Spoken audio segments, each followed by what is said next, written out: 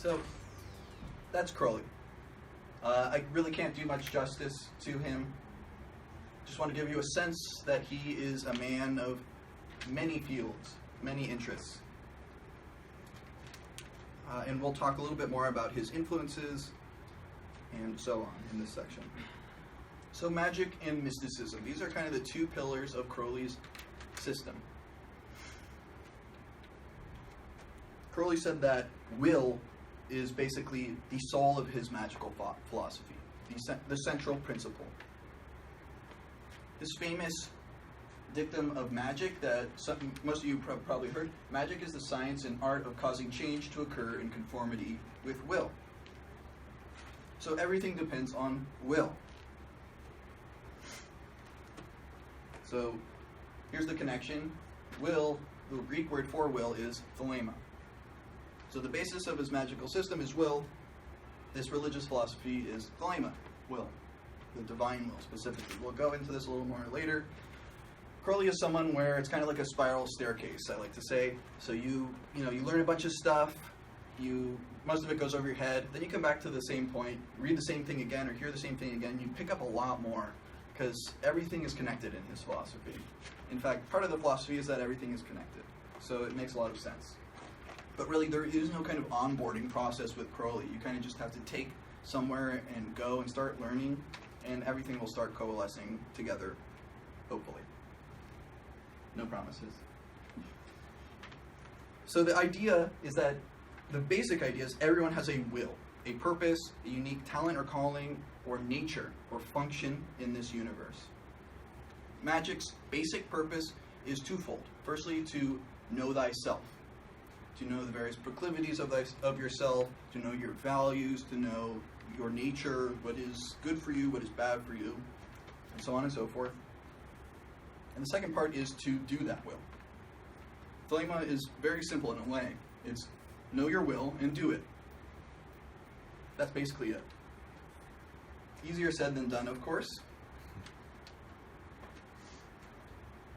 So Crowley took magical traditions and tried to make them more efficient and more effective toward this end of knowing yourself and accomplishing your will. This whole system, again, is to know and do your will. So one of the kind of innovations that Crowley brought to magic is something he called Scientificilluminism. The motto of Scientificilluminism is the method of science, the aim of religion. There's an entire journal called the Equinox, many volumes, many thousands of pages, many good things by Crowley in there, and this was the motto of the entire thing. He was trying to create this new methodology. The emphasis is on reproducibility, and what that means is that if you do a certain ritual and get a certain result, someone should be able to do that same ritual and reproduce the same result. It makes sense, right? Doing certain things should cause certain results, if those things actually lead to those results. So he was trying to introduce the kind of methodological rigor that science has of testing things and viewing yourself as an experimenter, a spiritual experimenter, rather than just taking things from tradition, taking things from on high, from revelation, or whatever. Everything should be tested through your own experience. So one quote that Crowley has that basically sums up this attitude is from a book called Liber O. It's a basic text of magical practices, and we'll come back to it in a little bit. But it says, in this book, Liber O, it's spoken of many things like the Sephiroth, the paths, spirits, conjurations, gods, spheres, planes, many other things that may or may not exist. It's immaterial whether these things exist or not. By doing certain things, certain results will follow. Students are most earnestly warned against attributing objective reality or philosophic validity to any of them. It's a really heady quote. But the gist of it is that the way we think about these things isn't really important. It doesn't matter if you think that fire is a divine breath or if it's combustion of molecules, it still burns, right? So if you do certain things, if you say invoke a certain planet and you get a certain feeling from that, you don't need to necessarily believe in the objective validity or the objective reality or philosophic validity of this idea of planetary energies or rays. It could just be a convenient metaphor for what's happening.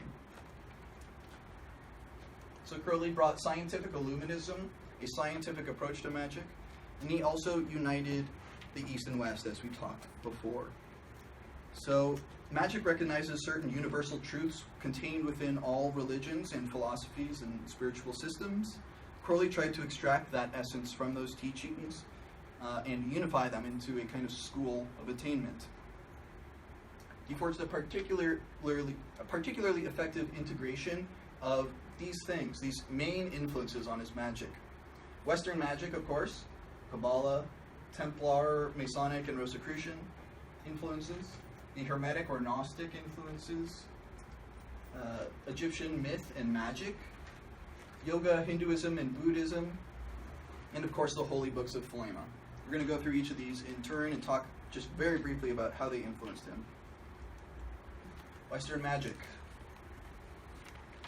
So Kaczynski in his book, he talks a little bit about this, and he says there's a tradition of medieval magical textbooks or grimoires, right? The Key of Solomon, the Grimoire of Pope Honorius, things like that. They were very highly influential, especially on medieval and Renaissance figures. So they give us various traditions, these kind of grimoire magical traditions that were very influential on secret societies and on Crowley himself. So, first of all, there's this invocation of the divine authority into yourself, especially to command the spirits, which are understood as kind of beings lower on the hierarchy, at least in this kind of grimoire tradition. There's also the magical circle. There's an example up there of a magical circle.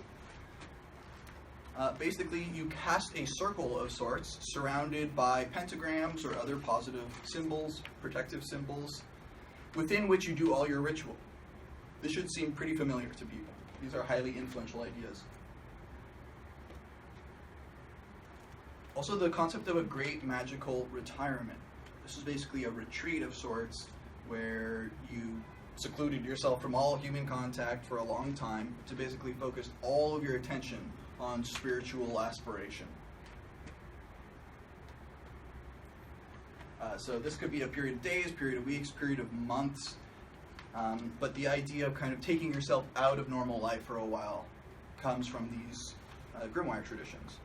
Also, the use of certain ceremonial vestments or implements, the kind of stereotypical idea of a magician wearing a pointy hat and a robe with like stars and moons, it's actually not that inaccurate. Lots of these occultists actually did and do wear implements like that. They are based off of a system of correspondences, and so everything that the magician wears is not just to look super cool, it's also a very specific purpose, right? Doesn't hurt to look good while you're doing it, but they all have a specific purpose. And there's also a tradition of angelic magic that's very influential on Crowley. The sacred magic of Abramelin the Mage, in particular, is about contacting one's holy guardian angel. Crowley took this term from this medieval text and used it.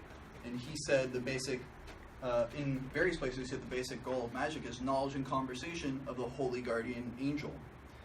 Sometimes he basically said the holy guardian angel is a kind of childish name for God or the absolute or the infinite. Other times he said that this was an actual, he spoke of it as if it was an actual being separate from oneself. And he also talked at times of how one could talk about it as separate from oneself or as within oneself, and it doesn't really matter in the end, right? He's very pragmatic in the way he approached things. There's also, in terms of angelic magic, there's that holy guardian angel stuff from Abramelin the Mage.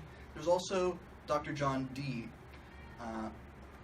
So in the late 1500s, he was one of Europe's most learned men. He was the court astrologer to Queen Elizabeth. He was a mathematician, a cryptographer, and owner of England's largest private library. He worked with someone named Edward Kelly, who was a convict and a spirit medium. Actually, Crowley claimed Sir Edward Kelly as a past life of his own. You would think he'd choose John Dee as like the super badass magician guy, but he chose Kelly, I guess. So,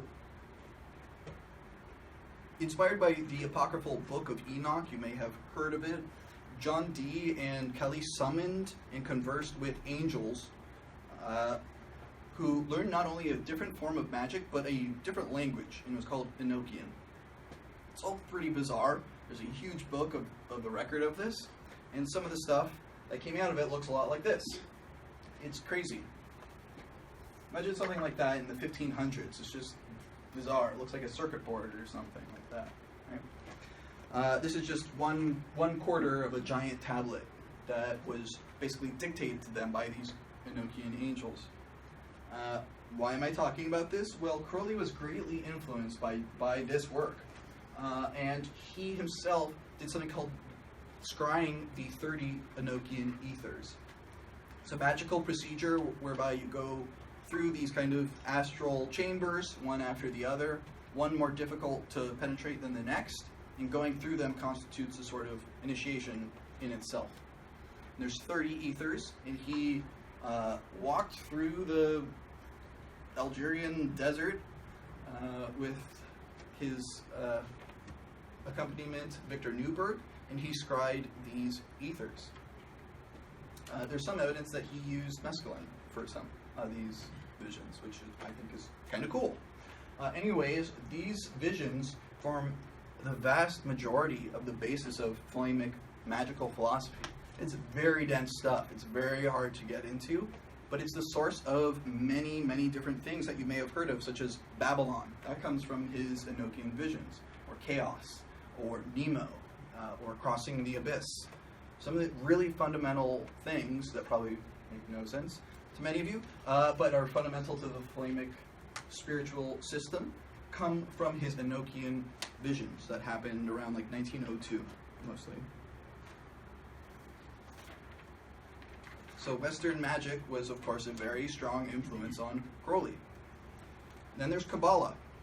So Kabbalah is basically the heart and soul of the Western magical tradition. It derives from Hebrew mysticism, but it's influenced by so many thinkers, so many Hermetic thinkers, and so on and so forth, that it's not really Jewish mysticism once it gets to Crowley. At least many of the sources he's getting it from, such as the Hermetic Order of the Golden Dawn, is definitely not a Jewish mystical society.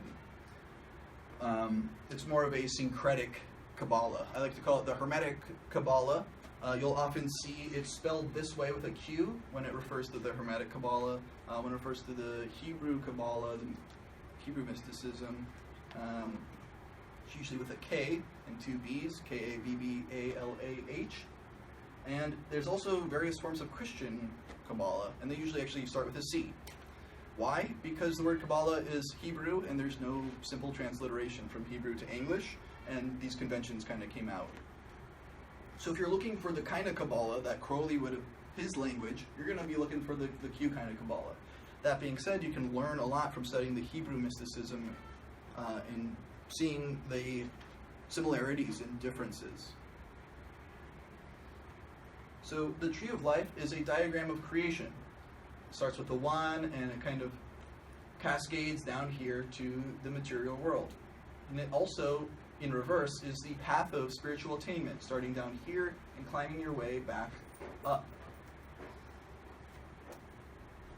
So the Tree of Life also contains basically a map of the correspondences of the entire universe. Everything is supposed to be contained in this image. This is the tree of the universe, tree of everything. It's also a reflection of yourself. It's a basic Kabbalistic idea that you are a microcosm of the macrocosm. You are a small world reflective of the big world. You've probably heard as above, so below. That's that idea. So this is simultaneously a map of the human self, the human soul, as well as a map of the universe. And one is an image of the other. So in magic, there's a principle of correspondences that says basically like goes with like. If things are similar in some way, they correspond. So, for example, Venus the planet is named after a Roman goddess, who is named similarly to, who is also basically the Greek Aphrodite, the Norse Freya or Frigg. There are a lot of similar qualities with the Egyptian Hathor. And all of these are attributable, for example, to Netzach. So all these things correspond in some way. The planet Venus, the sphere of Netzach, and so on and so forth. So the number 7, this symbol, other things like the color green, and it goes on and on. In fact, there's a whole book called 777 where there are just literal tables of all these correspondences. Like this, just big tables with numbers, Hebrew letters, and different concepts. Tarot cards, everything is attributed to this. That's the whole point. Everything can be attributed to it. If you want to understand Crowley's subtle language that he's using, where he's making these little subtle nods to spiritual ideas while they go over the head of everyone else, then you want to learn the language of the Kabbalah. Fortunately, or unfortunately, depending on your proclivities, that requires often memorizing a lot of these correspondences. So some of the first things that people do when they get into the magic is starting to memorize these correspondences of the 10 Sephirot and the 22 paths. So the 10 Sephirot are these spheres, 22 paths are the various paths connecting them all up through here. So, like I said, it takes a long time to familiarize yourself with them, but it's worth it. Let me take an example. This is something that Crowley wrote about OTO. OTO is dedicated to the high purpose of securing the liberty of the individual and his or her advancement in light, wisdom, understanding, knowledge, and power through beauty, courage, and wit on the foundation of universal brotherhood. Sounds pretty cool, right? When you go through it, if you have learned these correspondences, something will pop out at you. Light is 1, Keter, up here, the crown, the light of the crown. Wisdom is wisdom, Hokmah. Understanding is understanding, Bina. Knowledge is mercy, Chesed. Power is strength. Beauty is beauty. Courage is victory. Wit is Mercury or splendor. Foundation is the foundation. And earth, the kingdom, is universal brotherhood. So he has this background language where there's a whole symbolic system behind what he's saying. It's not just light. It is the entire idea of this first Sephirah. That's just one example of how he hides these basically in plain sight for those who have the eyes to see.